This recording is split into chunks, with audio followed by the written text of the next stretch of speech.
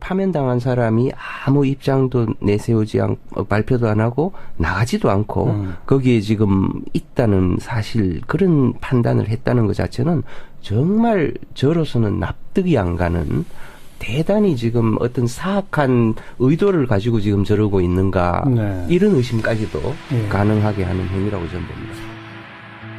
검찰 수사 얘기가 나온 김에 이제 자연인 박근혜에 대한 검찰 수사 좀 전망을 해보세요, 김수진 교수께서. 제가 뭐 법학을 전공하지 않은 정치적으로 전망해 보시라 이겁니다. 네. 일단 저는 정치적으로 좀 얘기를 하자면 이런 것이죠. 검찰이 만약에 지금 이 부분에 대해서 제대로 된 수사를 하지 않게 될 경우에 네. 지금 현재 엄청난 불신을 받고 있는 검찰이 정말 위기를 맞게 될 것이라고 저는 봅니다. 그래서 검찰은 아마 예를 들어서 공비처 신설이라든가 여러 가지 그렇죠. 검찰 개혁에 대한 이미 대통령 후보들의 공약이 이미 나오고 있는 상황이지 않습니까? 난 검찰은 지금 위기에 빠진 상황이고 이 위기를 1차적으로 어떻게 하든지 축소하고 벗어날 수 있는 길은 아주 엄정한 법의 심판을 네. 지금 현재 이 사건에 대해서 이제 내리고 그러니까 박근혜 전 대통령뿐만 아니라 그 우병우 전 수석이라든가 이런 관련자들에 대한 엄정한 수사가 아마 검찰로서는 불가피할 것이다라는 것이 제 생각입니다. 검찰이 살기 위해서라도. 네, 그렇죠. 정치적으로 말씀드립니다. 김기찬 교수는. 우리 검찰에 대해서는 정치적으로 이야기하지 않을 수 없는 네. 또 그런 불행한 과거가 있기도 하고, 법적으로야 당연히 박근혜 씨에 대한 수사를 미룰 이유가 전혀 없죠. 안 그래도 지금 늦어졌고, 진작에 압수수색하고 했어야 될 그런 일이 벌써 6개월 이상 늦어진 그런 상황이니까, 검찰이 이거를 미적거리고 있을 아무런 법적인 근거는 없다. 근데 우리 김수진 선생님께서 말씀하신 대로 검찰은 지금 김수남 총장 하에 검찰뿐 아니라 언제나 제가 적어도 기억하는 한에서는 언제나 자신의 권한이나 지위, 검찰 조직 자신의 권력 유지를 위해서 제일 도움이 되는 쪽으로 움직여 온 조직이다.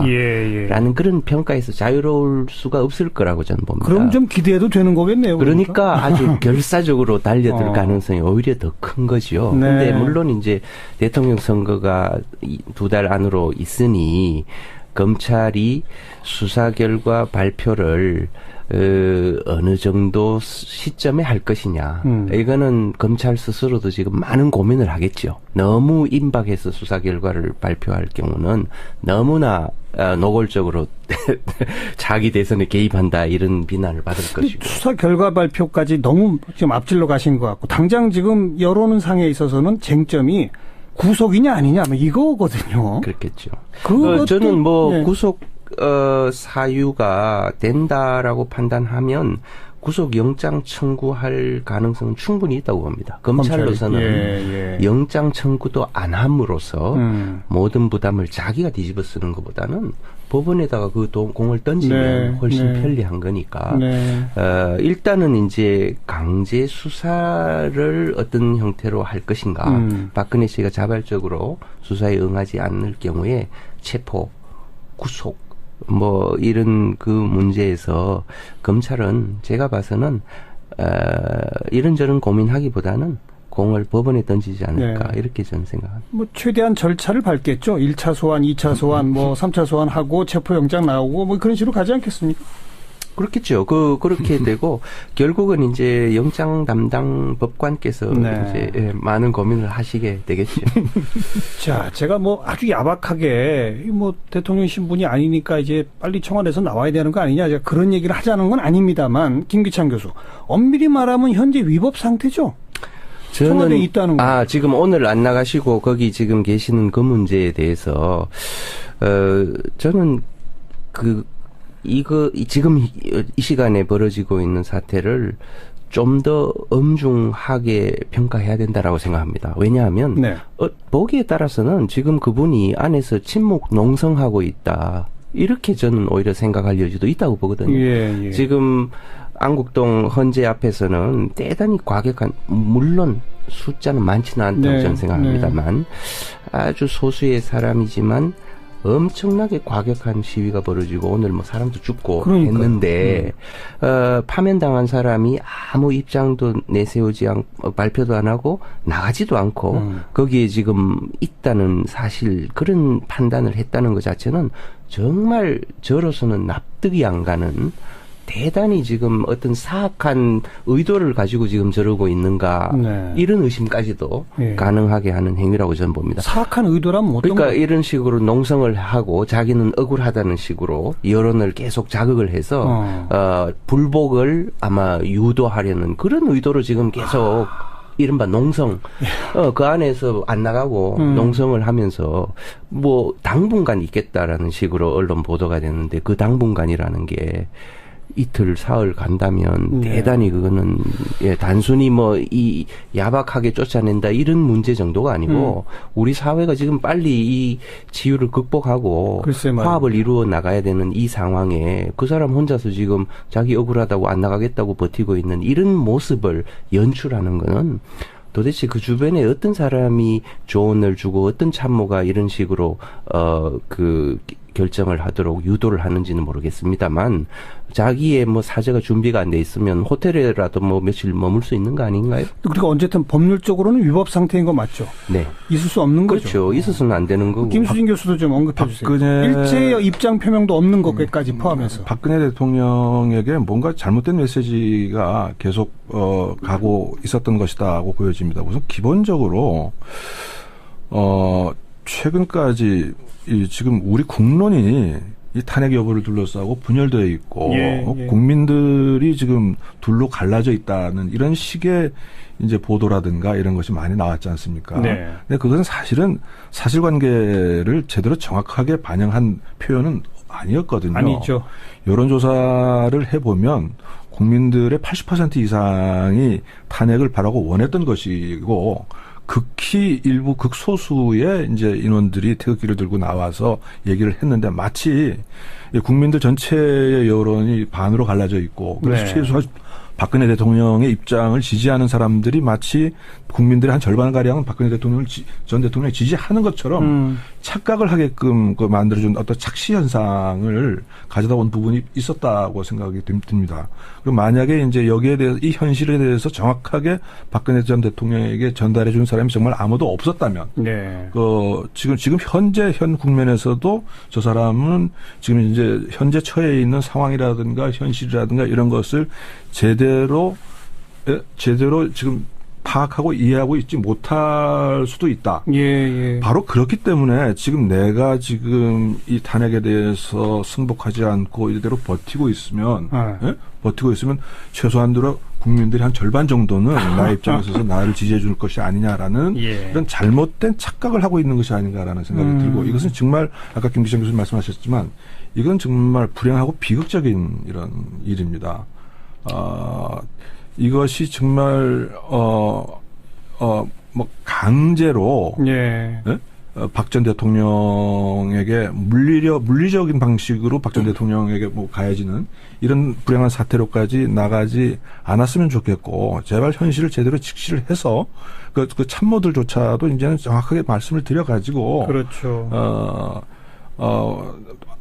뒤늦었지만 승복하고 받아들이겠다는 얘기를 하고, 지금 현재 아주 위험하게 지금 지휘를 하고 있는. 뭐 마지막으로 좀 기대해 봅시다. 우리가. 근데 어떻게 보면 이런 것일 수도 있어요. 저는 이거 대단히 심각하게 보는데요. 별거 아니라고 저는 생각 안 합니다. 이거는 뭐냐 하면, 뭐 나는 법 위에 있는, 나는 그래도 이게 내 재산도 아니고 내가 있을 권한이 전혀 없는데, 법적으로 아무런 거기 지금 있을 권리가, 권한도 없고 지위도 없지만 뭐 하루 이틀 당분간 정도는 있어도 되는 사람 아니냐라는 식으로 생각한다거나, 아니면 청와대는 내 집 아닌가라고 생각한다든가, 심지어는 아주 극단적으로는. 알겠습니다.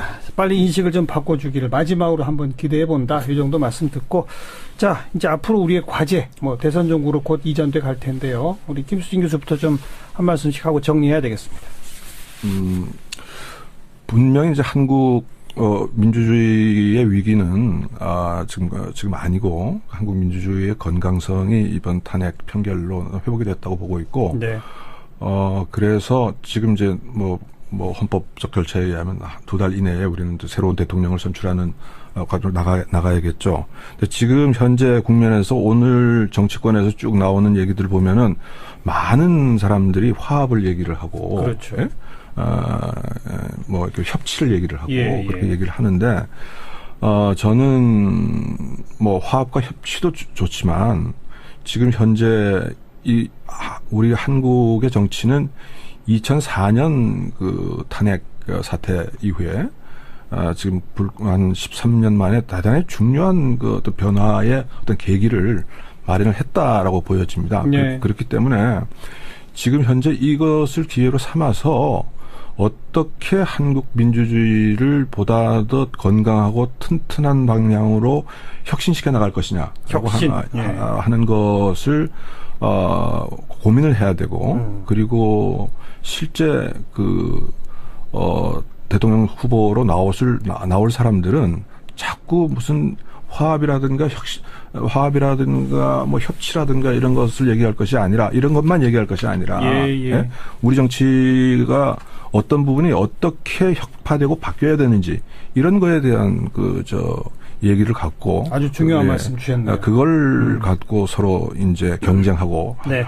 함으로써 어떤 한국 정치 혁신에 어떤 하나의 계기를 마련했으면 좋겠다는 것이 제 바람입니다. 화합과 협치는 기본 전쟁고고, 네. 거기에 나는 한국 민주주의를 이렇게 혁신하겠다라고 하는 분명한 자기 입장들을 내놓고 그걸로 경쟁하자. 네. 좋은 지적이시고요. 김기찬 교수, 마지막으로 짧게. 조금 더 구체적으로 말씀드리고 싶은 내용은요. 1972년에 네. 유신 체제가 시작됐습니다. 그렇죠.